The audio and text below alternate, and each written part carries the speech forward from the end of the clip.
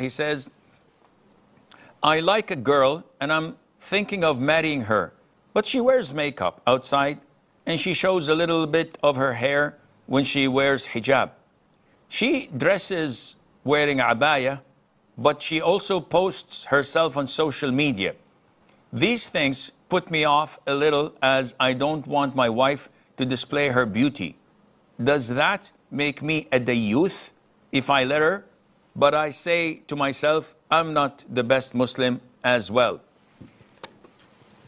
Yes, it would make you a dayyuth if you see your wife wanting to do these things and you do not prevent her and stop her from doing it. Now, as you are still in safety and you're not married, definitely this girl is bad news. She's indecent.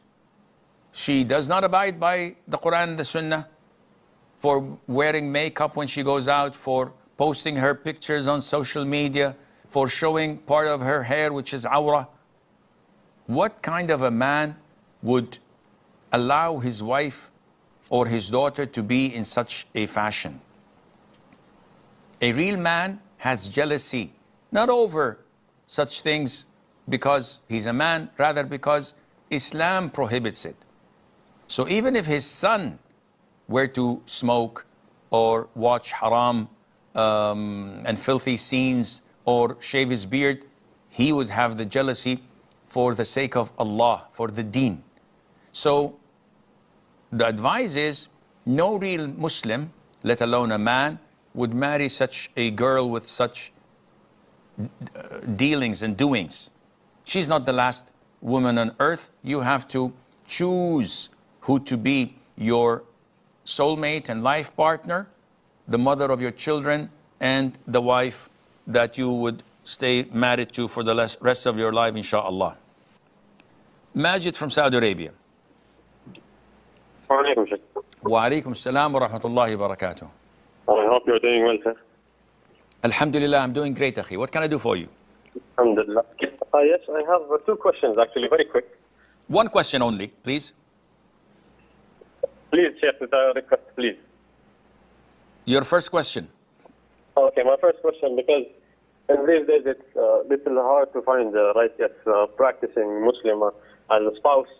And although searching a lot and asking my mother to help me with it, but really it's tough. And my second question, Sheikh. What is your question? The first question, what is it? My first question is how to find the right spouse in this age, because really it's really tough. Where do you live? I live in Saudi Arabia, Jeddah, really. Okay, so for your first question, to find a righteous spouse in your locality, your mom, your sister, your aunties, your cousins should know within their community where to find. To claim that there are, or it is difficult to find righteous women, this is not true.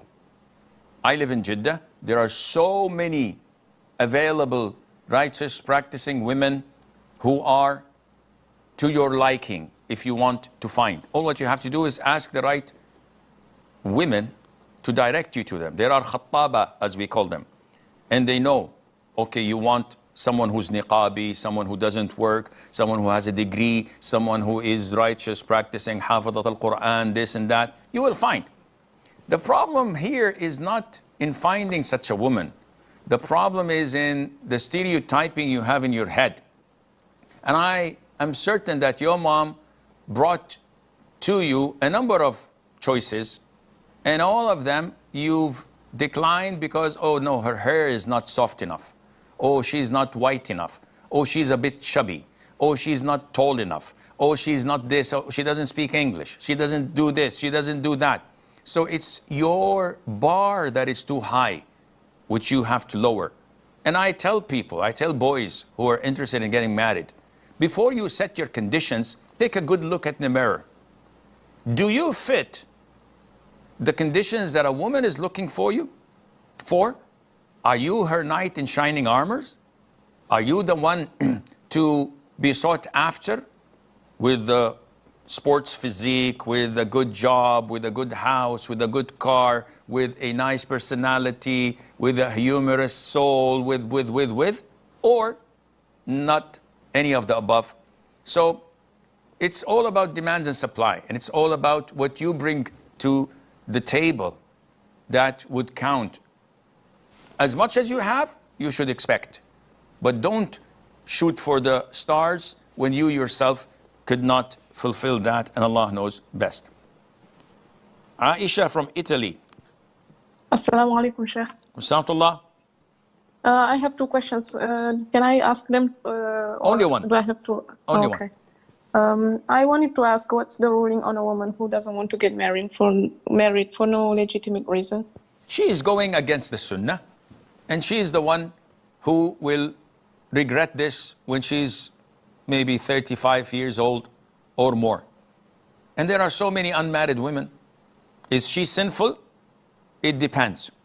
If she has no desire to be married, no natural inclination to be fulfilled, and there is no fitna or temptation upon her, no, she's not sinful.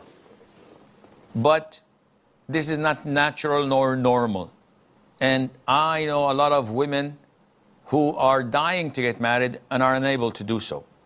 Some of them because they've raised the bar so high until they are too late. They're in their 60s now. Before they said, no, he has to be my age. No, he has to be in the same level of my financial status and social status.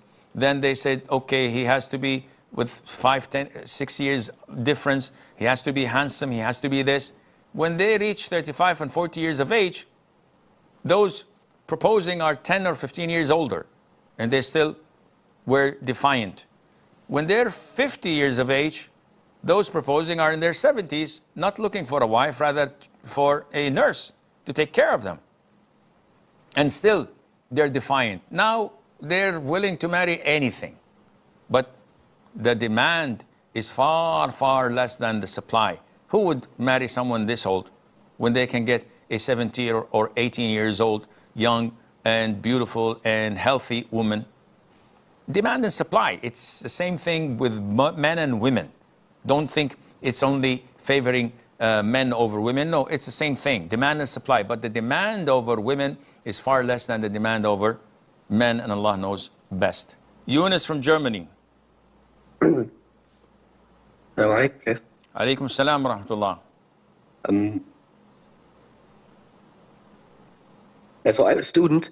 I don't have income. I don't have any wealth. I'm stone broke, and I may have some debts. And now the thing is, in my situation, is it okay to get married to another student who is in the same financial situation if both of us are okay with that, and we delay dowry and everything which has to be delayed for later?